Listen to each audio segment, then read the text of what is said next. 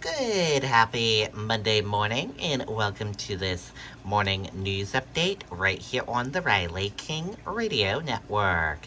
Let's get started with your morning news update right now. First step, Granite Staters change their spending habits as inflation persists. Let's take a listen to that video from WMUR News 9. Senate Republican leader Mitch McConnell saying a federal abortion ban is possible. Access to care here could be threatened. Don Bolduc, Chuck Morse, and Kevin Smith would all vote for a nationwide abortion ban. Don't let them make abortion illegal in New Hampshire. Been trying to just tighten the budget a little bit and make sure we're not overspending. The Consumer Price Index rose 8.5% in July. While gasoline prices are going down, grocery prices are continuing to be a problem for many Granite Staters. More generic brands.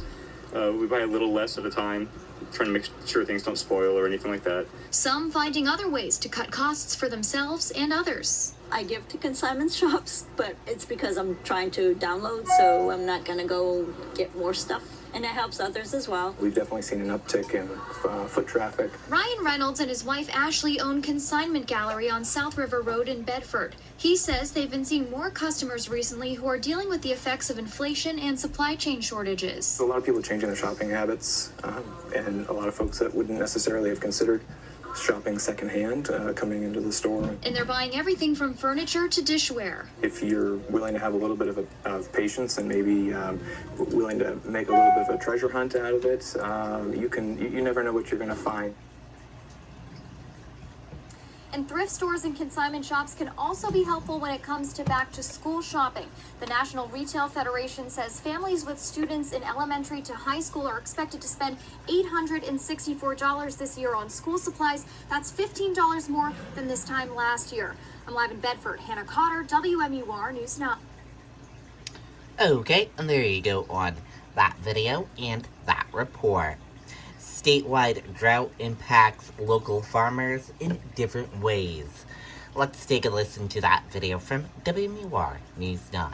If you take a walk around Donahue Christmas Tree Farm in Pembroke, there are visible signs of drought just about everywhere you look. But their thousands of loyal customers won't see any difference in products when the holidays roll around. We've been pretty lucky with the impact of the drought on the older trees. They've been able to sustain the weather conditions this year. The issue is with the younger trees. The dry conditions and lack of water supply don't give them much of a chance to put down their roots. And farmer Gary Seidner estimates he's lost about 25% of new trees he's planted this year, something that may come back to haunt him. The trees you lose from a year ago or this year may impact down the road 5-6 years.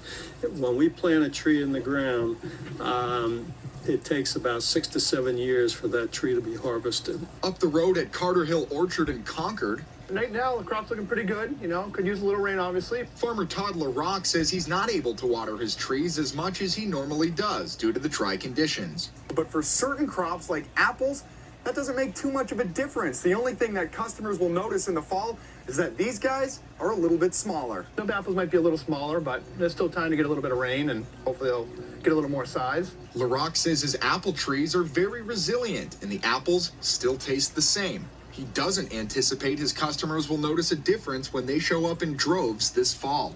Not particularly. I think they're more out for the experience of the picking apples with the kids and stuff, and if the apple's a little smaller, they get a few more in the bag, and they're still happy no matter what. But regardless, all farmers are hoping Mother Nature will bring a good rain soon to replenish their water supply. Scott Cook, WMUR News 9.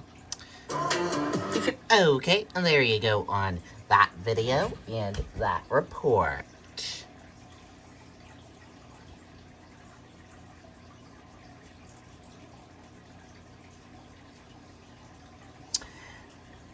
U.S. government warns against travel to Tunisia.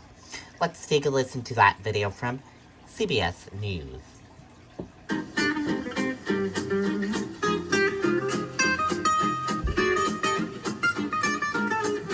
And today, the U.S. government is warning Americans to reconsider traveling to Tijuana and other border cities where gang violence is escalating. Thousands of Mexican troops have been deployed there to keep the peace. CBS's Tom Waite is in Los Angeles with more. Tom? Good evening, Lilia. Tijuana is a major drug trafficking corridor, and the popular tourist spot is also becoming a major battleground for cartels. Mexico's National Guard soldiers are patrolling the streets of Tijuana after a weekend of gang violence paralyzed one of the world's busiest border cities. Tijuana's mayor is blaming drug cartels for terrorizing residents by setting fires throughout the city and on public buses. The violence also had visitors rushing to find safety. It was terrifying. Karina Bizarte, who is with our CBS San Diego station, has family in Tijuana and goes every week. We couldn't go back home. Literally, people were on the borderline to go back home to the United States, and their cars were getting lit up. The criminal gang set fire to at least 15 vehicles and used some of them to block off streets, according to Mexican authorities. More than 300 troops arrived Saturday to bolster the thousands already on the ground, trying to restore calm in other cities across Baja California. Similar scenes of violence also played out along the Texas border. In Ciudad Juarez, officials say at least 11 people were killed and multiple businesses destroyed. More than a dozen arrests have been made. Meanwhile, Mexico's president is considering bypassing Congress in order to give the military the power to take over policing. Lilia? Especially concerning for asylum seekers awaiting in Mexico. Tom Waite, thank you.